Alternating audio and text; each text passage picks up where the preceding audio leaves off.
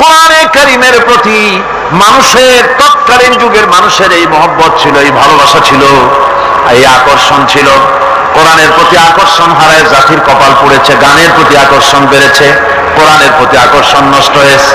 আজকের উপস্থিত জনতার কাছে আলেম ওলামা সহ শিক্ষিত ব্যক্তিবর্গ, নারী পুরুষ যারা এখানে এসেছেন, সকলের কাছে বিনীত ভাবে আরজ করছি, কোরআন পড়ুন, কোরআন পড়ুন।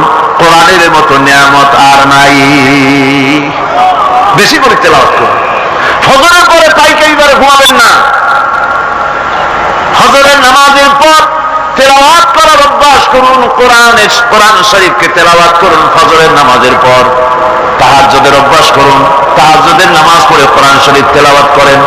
কোরআন তেলাওয়াত করার মানে হলো আল্লাহ রাব্বুল আলামিনের সঙ্গে কথা বলা। সুবহানাল্লাহ। কোরআন তেলাওয়াত মানে হলো আল্লাহর সঙ্গে কথা বলা, আর হাদিস পড়ার অর্থ হলো নবীজির সঙ্গে কথা বলা। সবচেয়ে বড় নিয়ামত আল্লাহ আমাদের দিলেন। কপাল পড়া জাতি সেই নিয়ামতকে ভুলে গেছে। কোরআন শরীফ পড়ুন, কোরআন বুঝুন, কোরআন আমল করুন। আল্লাহ রাব্বুল আলামিন ভাগ্য খুলে দেবে, ভাগ্য খুলে দিবেন। দেশে শান্তি আসবে, বরকত আসবে, রহমত আসবে। এই শান্তি, রহমত, বরকত যদি লাভ করতে চায়, কোরআনের কোনো বিকল্প নাই। কোরআনে কারীমকে তারা এত ভালোবাসতেন, কোরআনে কারীমকে এত সম্মান তারা দিতেন, এত মর্যাদা দিতেন। কোরআন দিয়ে কথা বলার মতো তারা ক্ষমতা অর্জন করেছিলেন। জোরে কোন সুবহানাল্লাহ।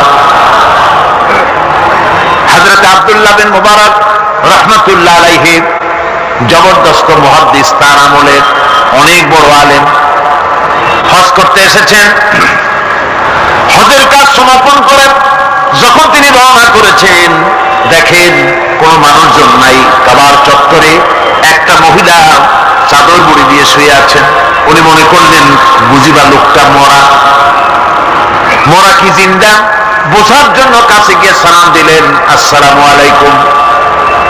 সালামের জবাব ওয়ালাইকুম আসসালাম না হয়ে চাদরের ভিতর থেকে জবাব এলো, সালামুন কাওলাম মির রাব্বির রাহিম।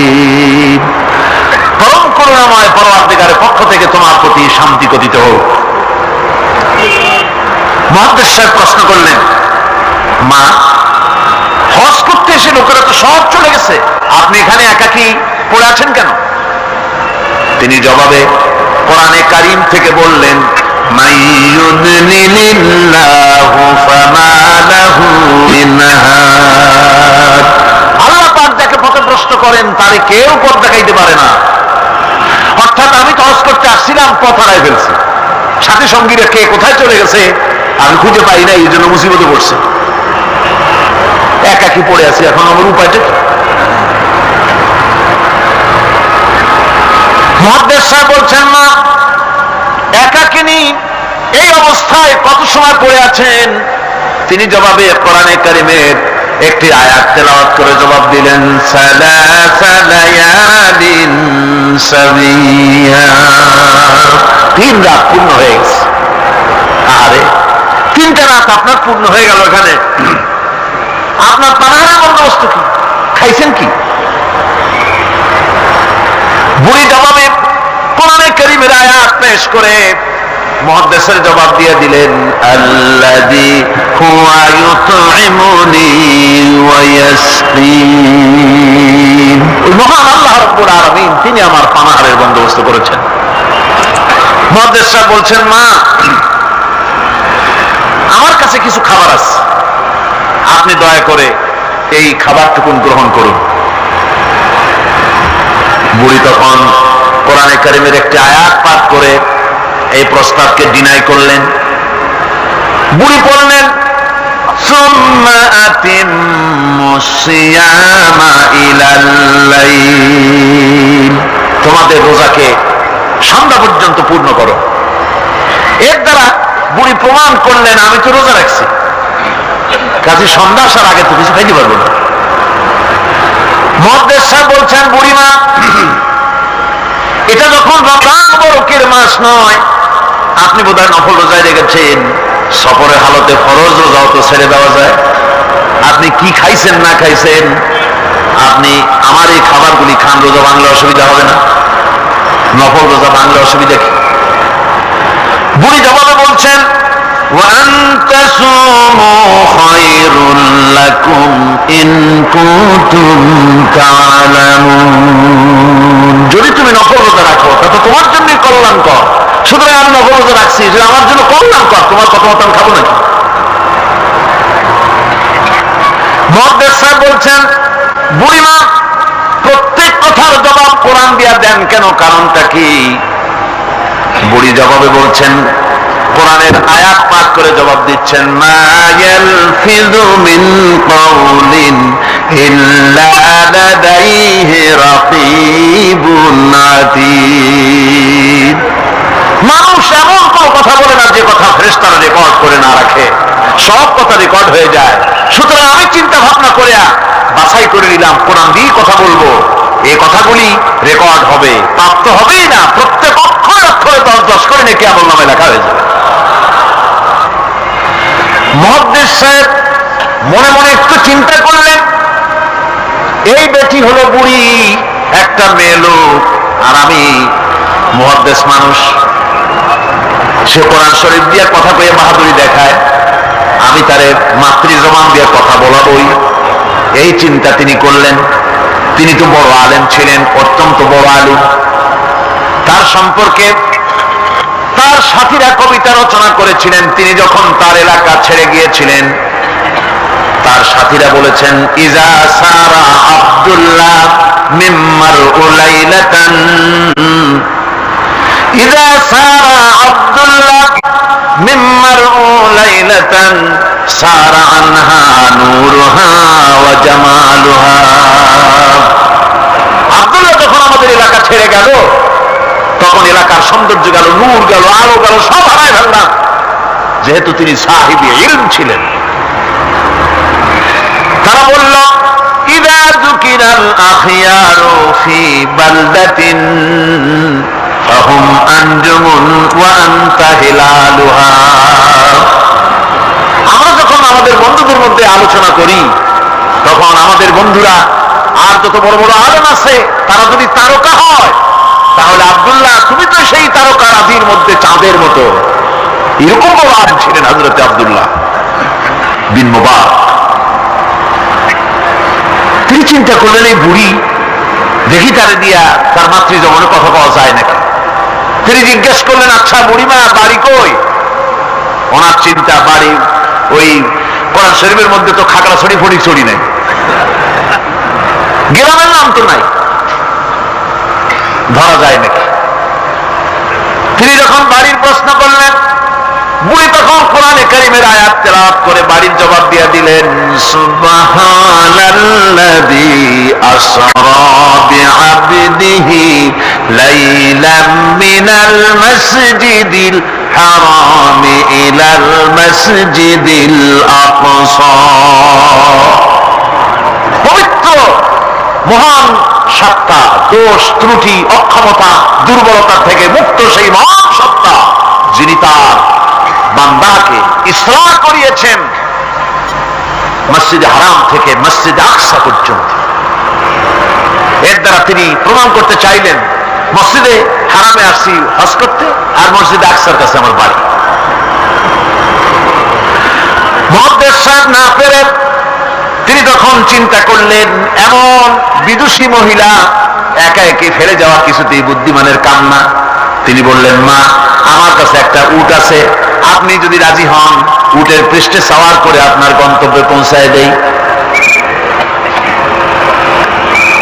বুড়ি তখন কোরআনে কারীমের একটি আয়াত পাঠ করে সম্মতি প্রদান করলেন। তিনি পড়লেন, ওয়া ইন তাফআলু মিন খায়রিন ইয়ালামুহুল্লাহ। যদি তুমি কোনো ভালো কাজ করো, অবশ্যই আল্লাহ তা জানবেন এবং এর জন্য উত্তম ভাবে আল্লাহ পাক তোমাকে পুরস্কৃত করবেন। তার মানে হলো, পথ হারা মানুষকে পথ দেখানো নিশ্চয়ই ভালো কাজ, তুমি একটা ভালো প্রস্তাব করছো। মুহাদ্দিস সাহেব বললেন, মা আমার এই উটের উপরে আপনি আরোহণ করুন। বুড়ি উটের উপরে আরোহণ করতে যাচ্ছেন, হঠাৎ লক্ষ্য করে দেখছেন মুহাদ্দিস সাহেব তার দিকে তাকায় আছেন। বুড়ি তখন কোরআনে কারীমের একটি আয়াত তেলাওয়াত করলেন, কুল লিল মুমিনিনা ইয়াগুদ্দু মিন আবসারিহিম। নবী মুমিন মানুষদেরকে, মুমিন বান্দাদেরকে বলুন তারা যেন তাদের চক্ষুকে পরনারী থেকে নিম্নগামী করে। বুড়ি এই আয়াত দ্বারা বলতে চাইলেন, মুহাদ্দিস সাহেব আমি বুড়ি মানুষ, উঠে সাওয়ার হতে গিয়ে না জানি বেসতর্ক হয়ে যেতে পারি, চক্ষুকে নিম্নগামী করেন। সুবহানাল্লাহ। উঠে রশি টেনে টেনে যখন তারা পৌঁছে গেলেন তিনি জিজ্ঞেস করলেন, আপনার কি কোনো ছেলে মেয়ে আছে নাকি? বুড়ি জবাবে বললেন, আল মালু ওয়াল বানুনা জিনাতুল হায়াতুদ দুনিয়া। মাল এবং সন্তান সন্ততি এগুলি হচ্ছে দুনিয়ার সুখ সৌন্দর্য, আল্লাহ পাক, এটা আল্লাহর নিয়ামত। তার মানে নিয়ামত থেকে আল্লাহ আমাকে বঞ্চিত করেন নাই, ছেলে মেয়ে আছে। মুহাদ্দিস সাহেব প্রশ্ন করলেন, ছেলে মেয়ে যদি থাকে তাহলে তাদের নাম কি? আটকা বুদ্ধি, যেহেতু সব নাম তো কোরআন শরীফে নাই। বুড়ি সেকাম আগেই সেরে রেখেছে। বুড়ি কোরআনে কারীমের আয়াত পাঠ করে ছেলেদের নাম বলে দিলেন, ইয়া ইয়াহিয়া খুযিল কিতাবা বিকুওয়া ওয়া কাল্লামাল্লাহু মূসা তাকলীমা ওয়াত্তাখাযাল্লাহু ইব্রাহিমা খলীলা। যথাক্রমে তিনটে আয়াত তেলাওয়াত করে তিনটা নাম বললেন, ইয়াহিয়া, ইব্রাহিম, মূসা আর ছেলে। সুবহানাল্লাহ ওয়া বিহামদিহি। আরে কপাল পোড়া মুসলমান! এই মুসলমানেরা এখনকার যুগে ছেলেদের নাম রাখে বল্টু, শান্তু, তারপরে বাংলা আর আরবি মিশাইয়া শুভ রহমান, কৌশিক আহমদ, সাগর হোসেন, বাতাস খাতুন, অক্সিজেন বেগম। কি যে আশ্চর্য নাম শুরু হয়ে গেছে। আমার বন্ধুগণ, নাম রাখবেন, সন্তান হলে পরে মা বাপের উপরে হক যেন সন্তানদের ভালো ভালো নাম রাখে, এটা মা বাপের হক, ওয়াজিব, ভালো নাম রাখা। এবার বুড়ি বাড়ি পৌঁছে গেলেন, ছেলেরা সব দৌড়ে এলো। মুহাদ্দিস সাহেব আর কথা বলার সাহস পেলেন না, চুপ করে খাড়া হয়ে আছেন। ছেলেদেরকে বুড়ি তখন নিজের থেকে কিছু টাকা পয়সা বার করে ছেলেদের বললেন, ফাবাআসু আহাদাকুম বিওয়ারিকিকুম হাযিহি ইলাল মাদিনা। এই রৌপ্য মুদ্রাগুলি নিয়ে যাও এবং বাজার থেকে কিছু উত্তম খাদ্য সামগ্রী কিনে আনো। বাজার থেকে খাদ্য সামগ্রী আনিয়া প্লেটে সাজাইয়া মুহাদ্দিস সাহেবের সামনে রাখে বুড়ি বলতেছে, কুলু ওয়াশরাবু হানিয়াম বিমা আসলাফতুম ফিল আইয়ামিল খালিয়া। বিগত দিনে তুমি আমার জন্য যে পরিশ্রম করেছো তার বিনিময়ে কিছু আহারও গ্রহণ করো। মুহাদ্দিস সাহেব খানা শেষ করে ছেলেদেরকে এক কোনায় নিয়ে জিজ্ঞেস করে, ছেলেরা তোমার মা কোরআন শরীফ থেকে এই ধরনের কতদিন কথা বলতেছে? ছেলেরা বলে, মুহাদ্দিস সাহেব আমরা জ্ঞান হওয়া অবধি শুনতেছি আর হিসাব করেছি 1 বছর 2 বছর নয়, আমার মায়ের মুখের থেকে বিগত 40 বছরের ভিতরে কোরআন শরীফ ছাড়া কোনো কথা শুনি নাই।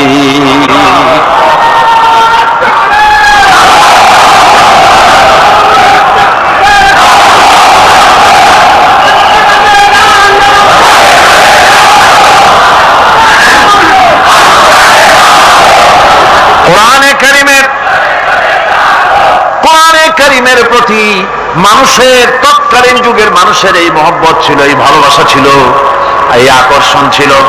কোরআনের প্রতি আকর্ষণ হারায় জাতির কপাল পড়েছে, গানের প্রতি আকর্ষণ বেড়েছে, কোরআনের প্রতি আকর্ষণ নষ্ট হয়েছে। আজকের উপস্থিত জনতার কাছে আলেম ওলামা সহ শিক্ষিত ব্যক্তিবর্গ, নারী পুরুষ যারা এখানে এসেছেন সকলের কাছে বিনীত ভাবে আরজ করছি, কোরআন পড়ুন, কোরআন পড়ুন। কোরআনের মতো নিয়ামত আর নাই। বেশি করে তেলাওয়াত করুন। ফজরের পরে পাইকারি দরে ঘুমাবেন না। ফজরের নামাজের পর তেলাওয়াত করার অভ্যাস করুন। কোরআন শরীফকে তেলাওয়াত করুন ফজরের নামাজের পর। তাহাজ্জুদের অভ্যাস করুন, তাহাজ্জুদের নামাজ পড়ে কোরআন শরীফ তেলাওয়াত করেন। কোরআন তেলাওয়াত করার মানে হলো আল্লাহ রাব্বুল আলামিনের সঙ্গে কথা বলা। সুবহানাল্লাহ। কোরআন তেলাওয়াত মানে হলো আল্লাহর সঙ্গে কথা বলা, আর হাদিস পড়ার অর্থ হলো নবীজির সঙ্গে কথা বলা।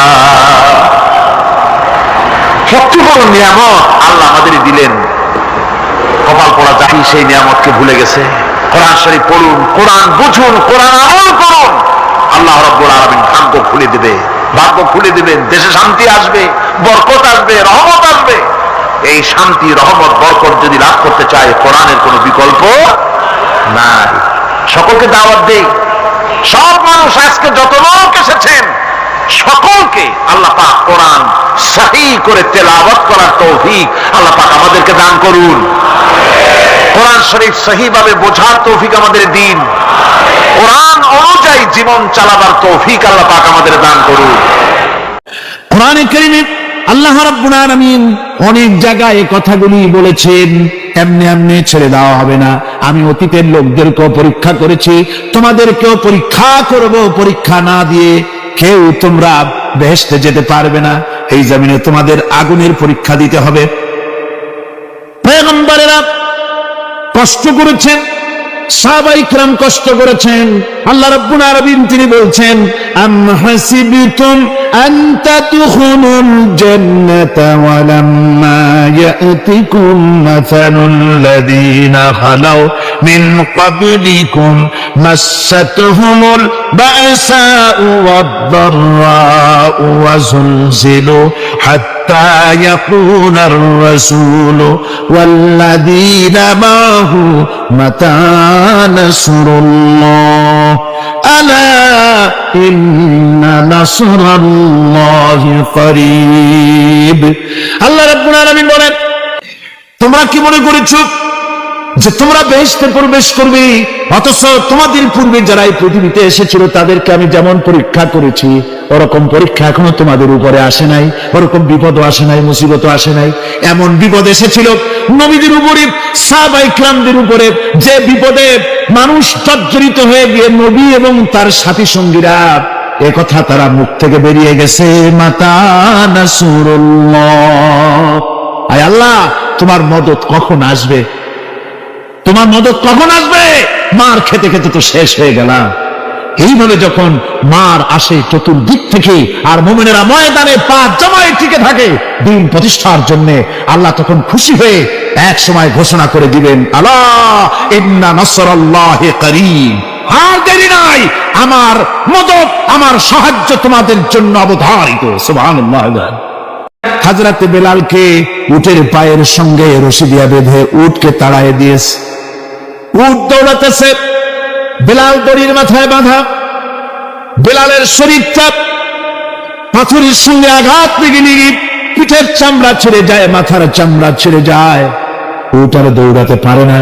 তখন উটের পা থেকে হযরতে বেলালকে খসিয়ে নিয়ে উত্তপ্ত মরুভূমির উপরে বেলালের রক্তাক্ত শরীরটাকে চিৎ করে শুইয়ে দিয়ে কাফির বেঈমানেরা লোহার রড দিয়ে চতুর্দিকে দাঁড়িয়ে তাকে পিটাচ্ছে আর বলছে, বেলাল এখনো মুহাম্মদের সাল্লাল্লাহু আলাইহি ওয়াসাল্লামের আল্লাহরে ভুলে যা, লাশ মানাতের উপরে ঈমানে আন।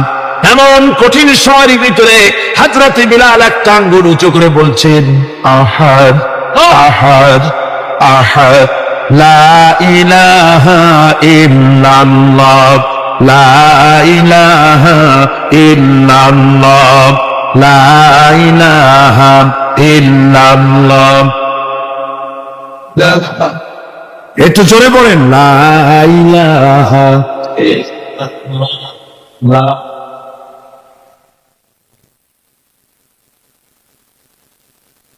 লা ইলাহা ইল্লাল্লাহু মুহাম্মাদুর রাসূলুল্লাহ।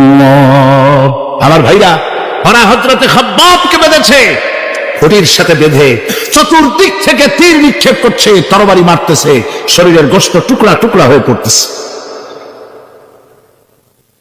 এরপরে কাফেরের নেতা বলতেছে, থামো, একটা কথা বলে নেই। জিজ্ঞেস করছে, খাব্বাব তোমাকে ছেড়ে দিতে পারি একটা শর্ত যদি মানো, তোমার পরিবর্তে এখানে এনে আল্লাহর নবীকে, তোমাদের নবীকে এনে বাঁধবো, তার উপর অত্যাচার করব, এটা যদি মানো তোমারে ছেড়ে দিতে পারি।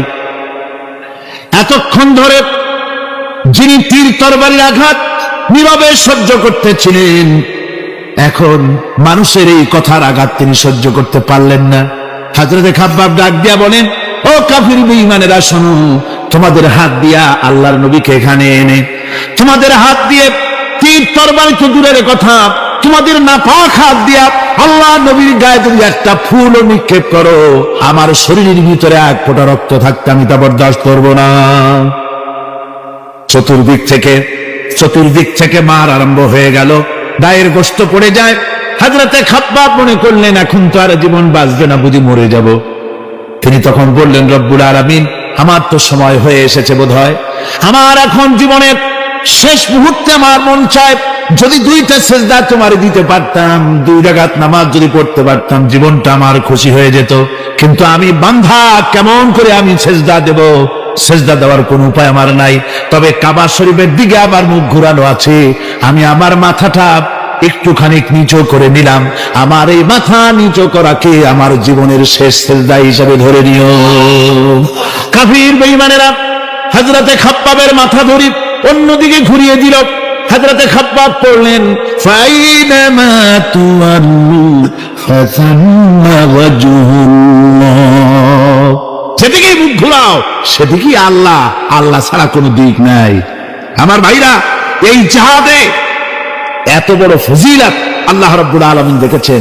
দ্বীন প্রতিষ্ঠার জন্য যারা লড়ে, আল্লাহ পাক তাদের জন্য বিরাট নিয়ামত রেখেছেন। সুবহানাল্লাহ পড়ে,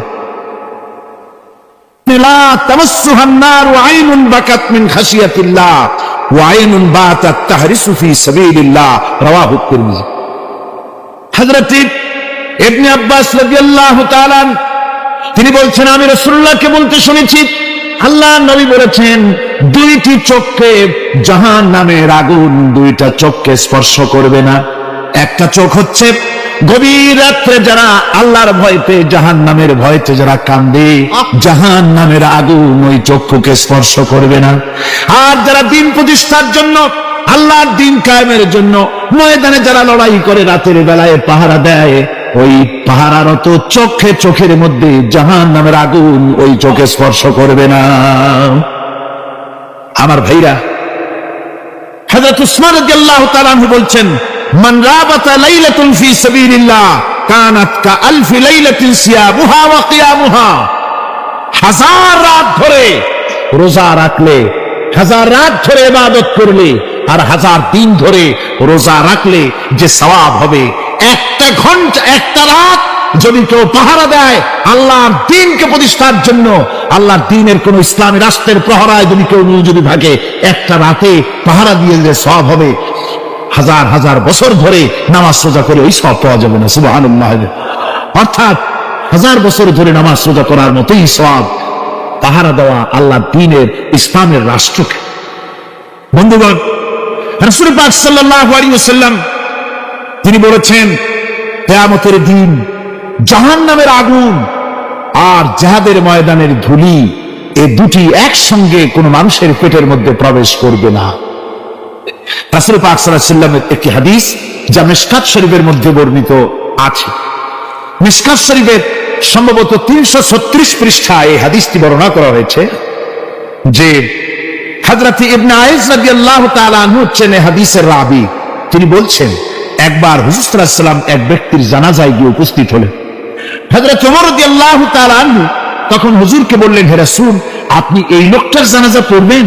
এই লোক তো ইসলামের এই ক্ষতি করেছে, সেই ক্ষতি করেছে, অমুক করেছে, এই লোকটার আপনি জানাজা পড়বেন? হুজুর তখন উপস্থিত লোকদের জিজ্ঞেস করলেন, হাজিরিন, তোমরা কি কেউ এই লোকটাকে কোন ইসলামের ভালো কাজ করতে দেখেছো? একজন লোক দাঁড়িয়ে গেল, তিনি বললেন, হে আল্লাহর নবী, আমি সাক্ষী, আমি দেখেছি। একটা মুজাহিদ বাহিনী জিহাদ করে ফিরতেছিল, তো এক জায়গায় তারা ডেরা গাড়লো, শিবির স্থাপন করলো রাত কাটাবে বলে। আমি দেখেছি এই লোকটি সারা রাত সেই মুজাহিদদেরকে, সাহাবীদেরকে সারা রাত জেগে জেগে পাহারা দিয়েছে। আল্লাহর নবী জানাজার ইমামতি করলেন, আর এরপরে তাকে কবরের মধ্যে মাদফুন করে দিয়ে নবীজি তার কবরের পাশে দাঁড়িয়ে বললেন, ইন্না আসহাবাকা ইয়াযুন্নুনা আন্নাকা মিন আহলিন নার ওয়া আনা আশহাদু আন্নাকা মিন আহলিল জান্নাহ। নবীজি বলছেন, ও কবরবাসী, তোমার সাথীরা মনে করে তুমি জাহান্নামী, আর আমি নবী মুহাম্মদ সাল্লাল্লাহু আলাইহি ওয়াসাল্লাম সাক্ষী দিচ্ছি তুমি বেশক আল্লাহর বেহেশতি, তুমি অবশ্যই আল্লাহর জান্নাতে যাবে। এরপর হযরত ওমরের দিকে ফিরে রাসূলুল্লাহ বললেন, ওমর, মানুষের শুধু বাহ্য দৃশ্যটাই দেখো না, তার অন্তরের জাজবাটাকেও কদর করো। সুবহানাল্লাহ ওয়া বিহামদিহি।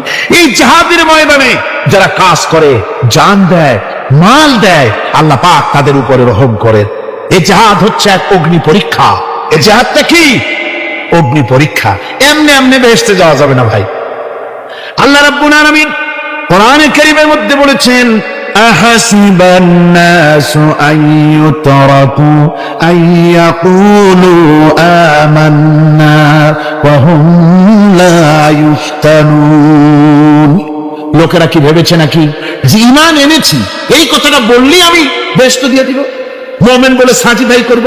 না, যখনই তারা বলবে আমি মুমিন, আমি তখন তাকে অবশ্যই পরীক্ষা করব, এই পরীক্ষায় তাকে পাশ করতে হবে। কোরআনে কারীমে আল্লাহ রাব্বুল আলামিন অনেক জায়গায় এই কথাগুলি বলেছেন। এমনি এমনি ছেড়ে দেওয়া হবে না। আমি অতীতের লোকদেরকেও পরীক্ষা করেছি, তোমাদেরকেও পরীক্ষা করব। পরীক্ষা না দিয়ে কেউ তোমরা বেহেশতে যেতে পারবে না। এই জমিনে তোমাদের আগুনের পরীক্ষা দিতে হবে। পয়গম্বরেরা কষ্ট করেছেন, সাহাবায়ে কিরাম কষ্ট করেছেন।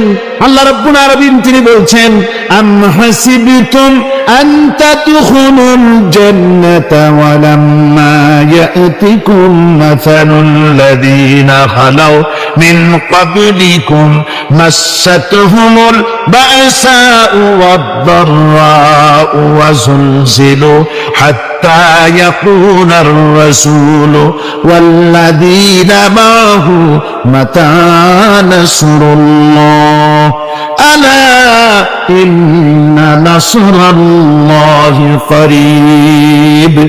আল্লাহ রাব্বুল আলামিন বলেন, তোমরা কি মনে করেছো যে তোমরা বেহেশতে প্রবেশ করবে, অথচ তোমাদের পূর্বে যারা এই পৃথিবীতে এসেছিল তাদেরকে আমি যেমন পরীক্ষা করেছি ওরকম পরীক্ষা এখনো তোমাদের উপরে আসে নাই, ওরকম বিপদও আসে নাই, মুসিবতও আসে নাই। এমন বিপদ এসেছিল নবীদের উপরে, সাহাবায়ে কিরামদের উপরে, যে বিপদে মানুষ জর্জরিত হয়ে গিয়ে নবী এবং তার সাথী সঙ্গীরা একথা তারা মুখ থেকে বেরিয়ে গেছে, মাতা নাসরুল্লাহ, আয় আল্লাহ তোমার মদদ কখন আসবে, তোমার মদদ কখন আসবে?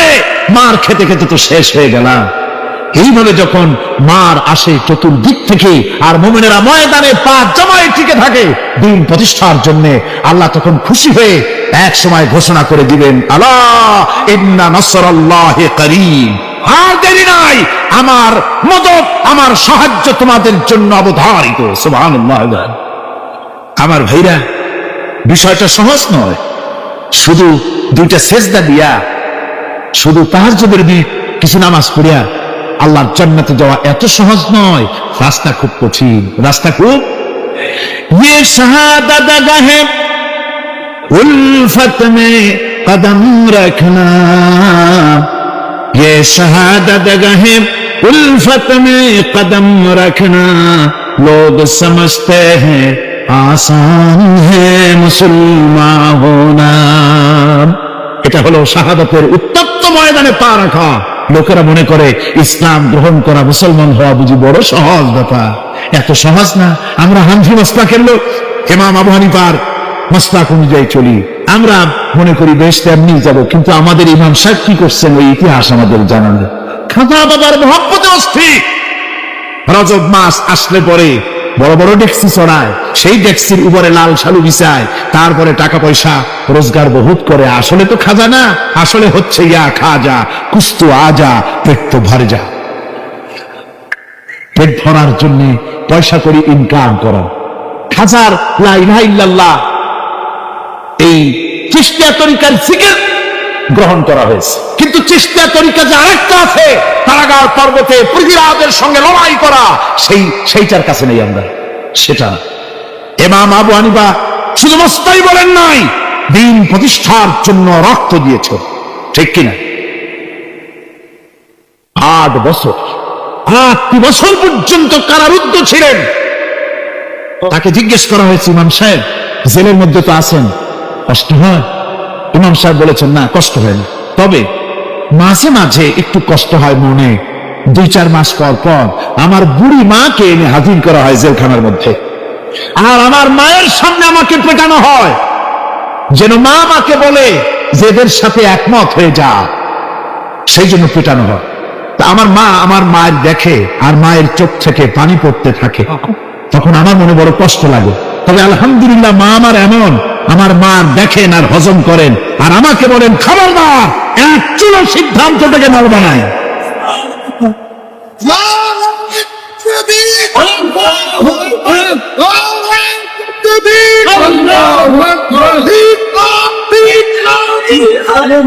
আমার ভাইরা, ইমাম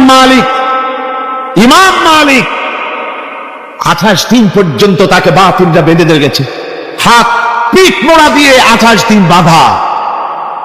এই হাত বাহু থেকে ডিসকানেক্ট হয়ে গিয়েছিল, এই বাহুর জোড়া থেকে ডিসকানেক্ট হয়ে গিয়েছিল হাত, 28 দিন পর্যন্ত বাঁধা ছিল। ইমাম আহমদ বিন হাম্বল, ইসলাম বিরোধীরা তাকে পিটাইছে, প্রত্যেকটা চাবুকের সাথে গায়ের গোশত উঠে এসেছে। এই জন্য কবি বলতেছি, पैरवी बू हनीफा की सनद जिंदान है, हम्बली होता है पीठ पर दुर्रे खाने की बात। হানাফি হতে চাও, জেল জরিমানার জন্য প্রস্তুতি নাও। শুধু সবরি কলা খাইয়া বেহেশতে যাওয়া যাবে না, এত সহজ না। আঙ্গুর বেদানা, সবরি কলা আর দুধের স্বরের উপর ইসলাম আসে নাই, ইসলাম এসেছে ময়দানের উপরে জান দিয়ে রক্ত দিয়ে ইসলাম প্রতিষ্ঠা হয়ে গোটা দুনিয়ার নির্যাতিত নিপীড়িত জনতার মুখে হাসি ফুটিয়েছে ইসলাম।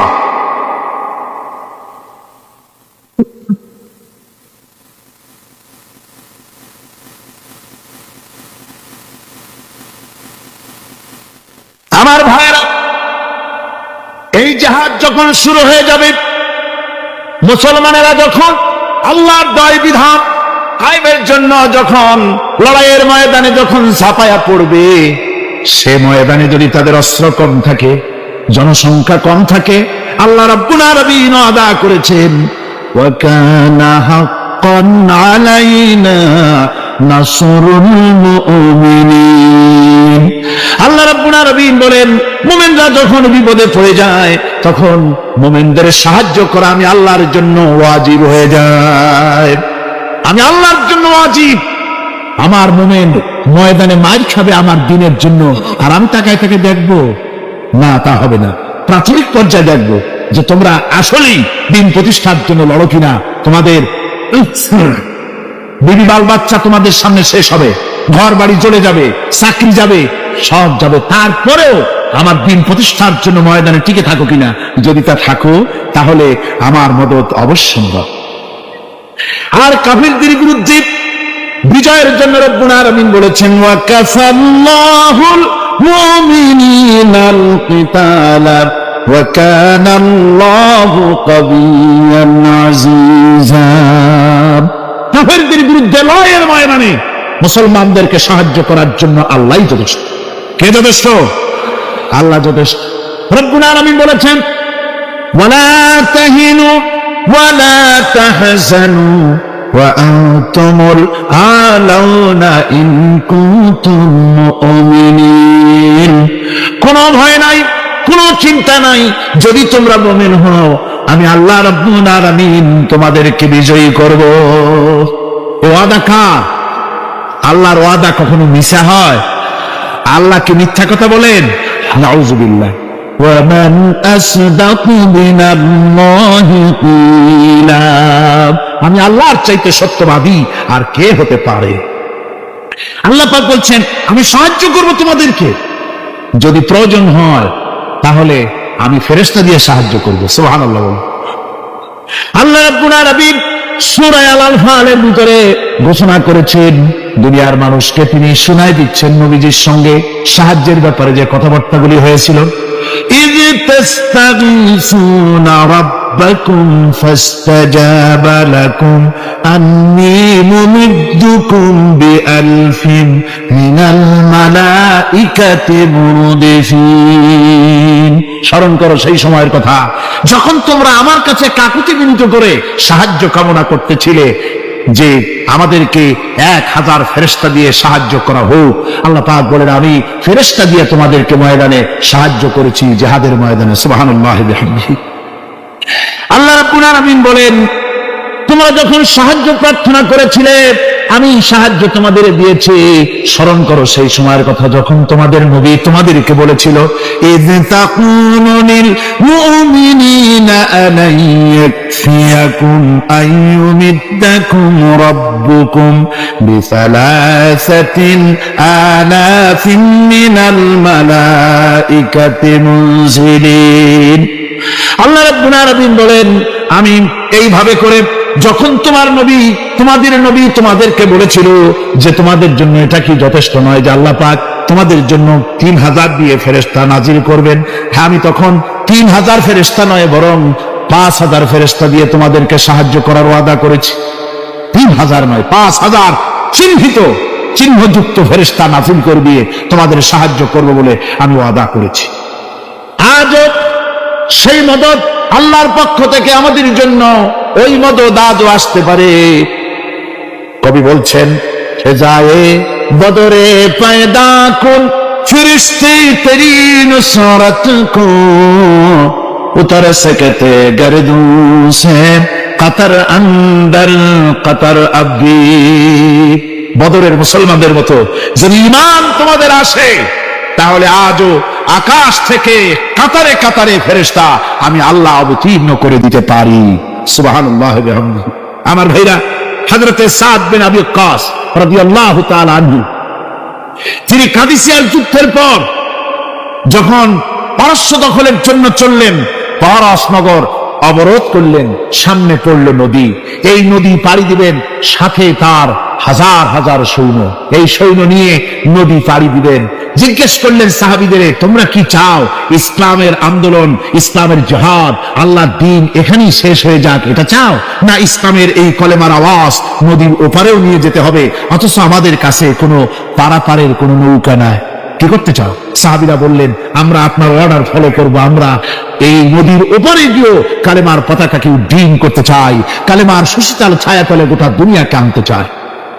হযরতে সাদ তখন বললেন তাহলে তোমরা সবাই আমার পেছনে পেছনে এই দরিয়ার ভিতরে ঝাঁপিয়ে পড়ো আর আমার সঙ্গে সবাই উচ্চারণ করো নাস্তাঈনু বিল্লাহি ওয়া নাতাওয়াক্কালু আলাইহি হাসবুনাল্লাহু নি'মাল ওয়াকিল নি'মাল মাওলা ওয়া নি'মান নাসীর। ইতিহাস লিখতেছি 60,000 সৈন্য তাদের অশ্ব নিয়ে, তাদের উষ্ট্র নিয়ে, তাদের মালপত্র নিয়ে, জিহাদের সামান নিয়ে শ্রাবণের খরস্রোতা নদী উত্তাল তরঙ্গমালায় ভরা নদীর উপর থেকে এই সাহাবীরা পাড়ি দিয়ে ওপার চলে গেলেন। ওপার যাওয়ার পরে হযরতে সাদ বলছেন তোমাদের কেউ কি হারায় গেছে নাকি? সবাই এদিক ওদিক তাকায়, খোঁজ করে বলল মানুষ তো দূরের কথা, একটা উট আর ঘোড়াও একটাও হারায় যায় নাই। একজন বলল আমার একটা পেয়ালা, যে পেয়ালা আমি পানি পান করতাম সেই পেয়ালাটা তুফানে ছিটকে কোথায় চলে গেছে, ওইটা হারায় গেছে। হযরতে সাদ বলেন মুজাহিদের কোন জিনিস দরিয়া নিতে পারে না, অবশ্যই তা ফেরত আসবে। এই কথা তিনি বলতেছিলেন, হঠাৎ করে দরিয়ার কিনারে একটা আওয়াজ হলো, দেখা গেল তুফানের ভিতরে সেই হারানো বাটিটা তাদের মধ্যে বেরিয়ে এসেছে। আল্লাহু আকবার। মুজাহিদদেরকে সাহায্য করেন স্বয়ং আল্লাহ রাব্বুল আলামিন। আফ্রিকার জঙ্গলের কাছে, ভিন্ন ইতিহাস, জঙ্গলের কাছেই মুসলমানদেরকে থাকতে দেওয়া হয়েছিল। মনে করা হয়েছিল জঙ্গলের সমস্ত হিংস্র প্রাণীরা এই মুসলমানদের শেষ করে দেবে, যুদ্ধ করা লাগবে না। হযরতে সাদ সে অবস্থা বুঝতে পারলেন, তিনি একটা মঞ্চ তৈরি করলেন। সেই মঞ্চের উপরে দাঁড়ায় জঙ্গলের প্রাণীদের দিকে লক্ষ্য করে তিনি নোটিশ জারি করে দিলেন, বললেন ইয়া আইয়াতুহাল হাশারাত ওয়াস সিবাউ নাহনু আসহাবু রাসূলুল্লাহ সাল্লাল্লাহু আলাইহি ওয়াসাল্লাম। হে জঙ্গলের হিংস্র প্রাণীরা, আমরা আল্লাহ রাসূলের সাহাবী, ফাইন্নানা সিলুনা ফামান ওয়াজাদনা বাদাহু কাতালনাহু, আমরা রাসূলের সাহাবী, এইখানে আল্লাহর দ্বীনকে কায়েম করার জন্য আমরা এসেছি আল্লাহর কলেমার আওয়াজ নিয়ে। আমরা এখানে রাত কাটাবো। সুতরাং এই জঙ্গলের ভিতরে হিংস্র প্রাণী যত আছো সব আমাদের এই জায়গা ছেড়ে অন্যত্র চলে যাও। আফ্রিকার জঙ্গলি মানুষেরা চিন্তা করলো, মানুষের কথা কি জঙ্গলি প্রাণীতে শোনে নাকি, পাগলে কয় কি? তারা তাকায় তাকায় দেখলো হযরত সাদের এই ঘোষণার পরে বাঘের কাতারে বাঘ, সিংহের কাতারে সিংহ, সাপের কাতারে সাপ, যার যার ডিম আর বাচ্চাগুলি মুখে কামড়াইয়া সাহাবীদের এলাকা ছেড়ে দিয়ে তারা অন্যত্র চলে গেল। আমার মুসলমান ভাইরা, এই ছিল মুসলমানদের ইতিহাস। দ্বীন প্রতিষ্ঠা করার কাজে মুসলমান এগোলে আল্লাহ মদত করেন। কে মদত করেন? বিশ্বকবি, কবি সম্রাট আল্লামা ইকবাল রহমতুল্লাহ আলাইহি বলেছেন, দস্ত দস্ত है दरिया भी न छोड़े हमने, दस्त दस्त है दरिया भी न छोड़े हमने, बहर जुल्मत पे दौड़ा दिए घोड़े हमने। আমরা সেই মুসলমান, প্রান্তর তো প্রান্তর। আমরা দরিয়ার খরচ্ছতা উত্তাল তরঙ্গের উপর থেকে ঘোড়া দাবড়িয়ে আফ্রিকার ভূখণ্ডে কালেমার পতাকা আমরা উড্ডীন করেছি। আমরা সেই মুসলমান।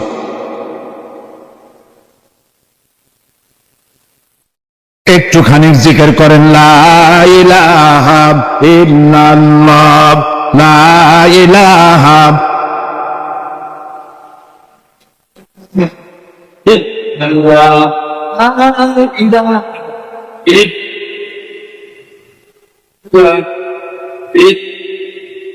লা ইলাহা ইল্লাল্লাহু মুহাম্মাদুর রাসূলুল্লাহ।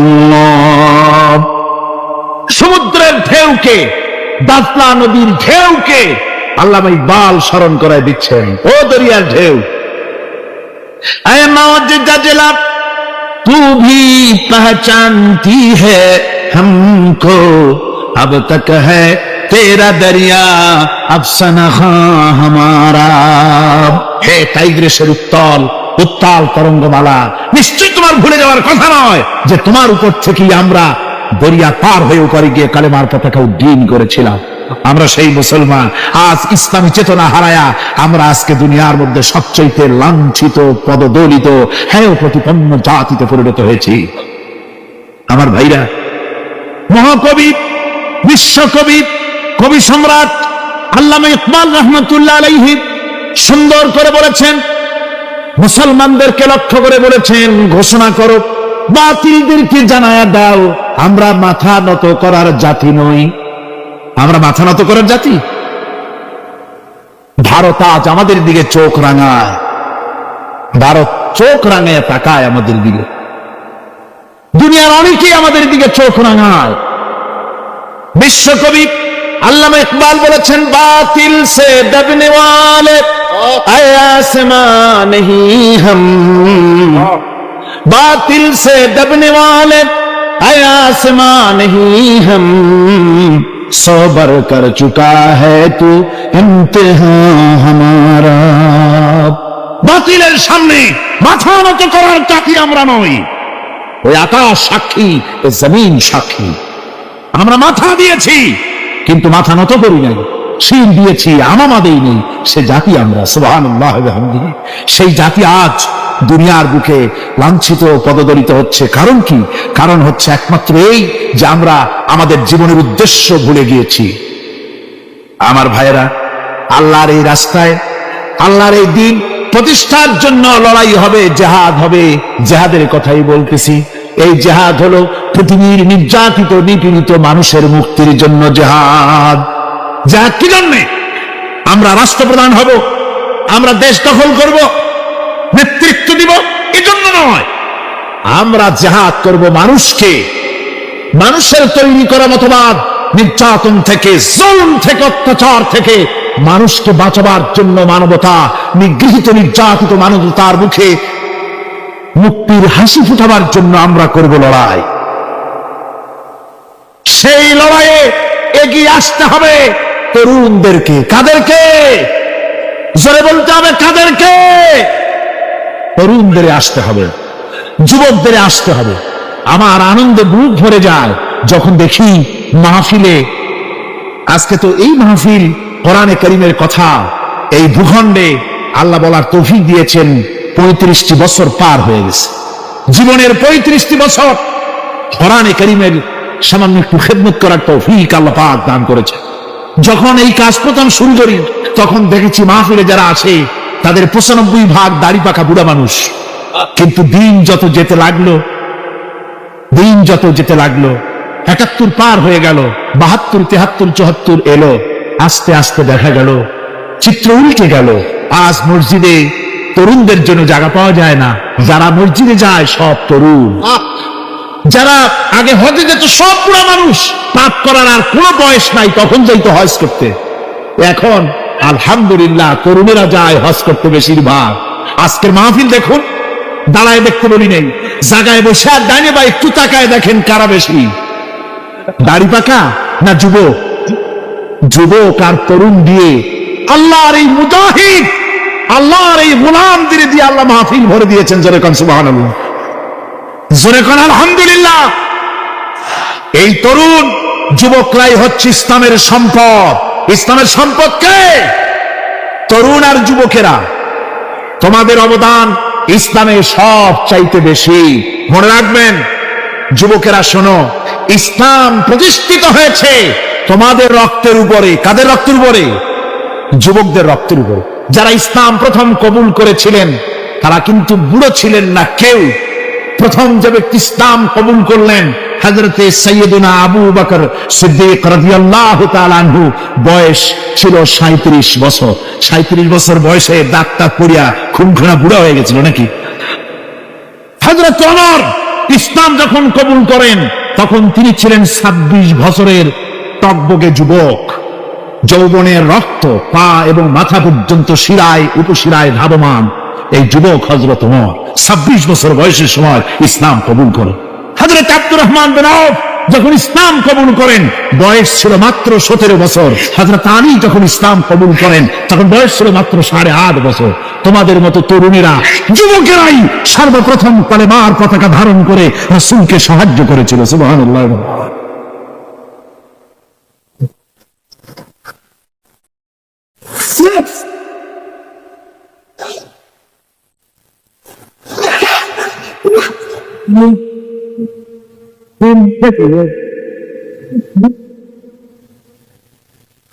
আমার মুসলমান ভাইরা, থামুন। আমার ভাইরা, যুবকদের অবদানই চিরকাল ইসলামে বেশি ছিল।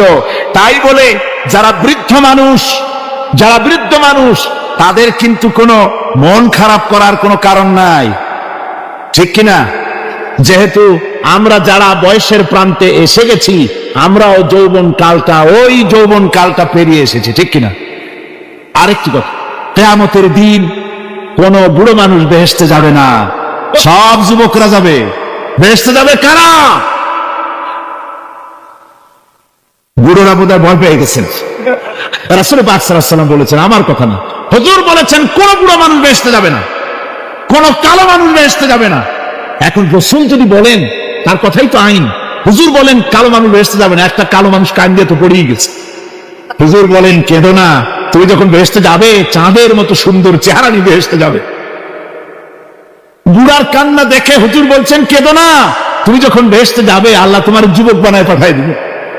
যেহেতু বেহেশত হচ্ছে যুবকদের জন্য, সুবহানাল্লাহ। অত নাজ নিয়ামত, অত আনন্দ, বুড়া মানুষে তো খাইয়ে খুঁয়ে বেহেশত নষ্ট করে বানাবে। এই জন্য যৌবন দরকার, স্বাস্থ্য দরকার বেহেশত উপভোগ করার জন্য। সেই জন্য বেহেশত যাবে কারা? তরুণেরা যাবে। কারা যাবে?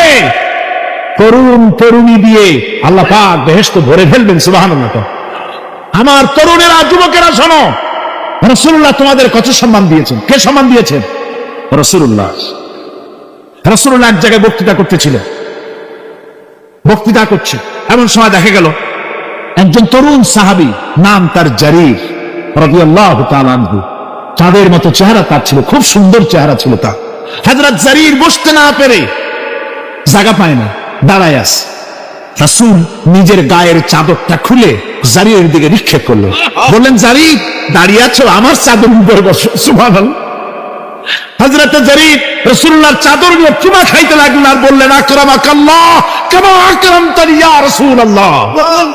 হে রাসূল, আল্লাহ আপনার সম্মান আরো আরো অনেক বাড়িয়ে দিক, যেমন আপনি আমাকে মর্যাদা দিলেন। হে রাসূল, আপনার চাদরে পৃথিবীর কোন মানুষ বসতে পারে? আমার তরুণ ভাইয়েরা, আমার যুবক ভাইয়েরা, তোমাদেরকে রাসূল মহব্বত করতেন, ভালোবাসতেন সবচাইতে বেশি। তোমরা আজ বাতিলের শিকার। কার শিকার? বাতিলের শিকার। তোমাদেরকে কি দেওয়া হয়? যে সব রাজনৈতিক দলের যুবক যারা তোমরা এখানে আছো, জিজ্ঞেস করি তোমাদের নেতারা তোমাদেরকে কি দেয়?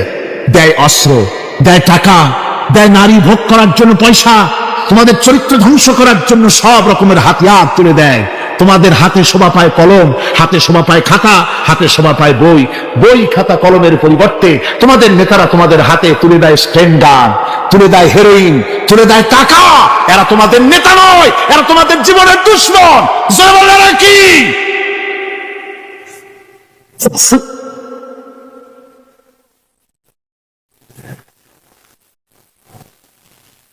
আমার যুবক ভাইয়েরা, আমার কলেজ ইউনিভার্সিটির ছাত্র ভাইয়েরা, একটুখানি মাথা খাটায় চিন্তা করো। তোমার নেতারা যারা ঢাকা থেকে আসে বা এখানে বাস করে, ওই নেতারা যখন রাজনৈতিক প্রোগ্রাম করতে আসে, তখন কি একবারের জন্য তোমাদেরকে বলে, ও ছেলেরা তোমরা কি নামাজ ঠিক মতো পড়ো কিনা? বলে? এই যে রোজা আসতেছে, খবরদার বাবারা তোমরা রোজা রেখো, এরকম কথা বলে নাকি?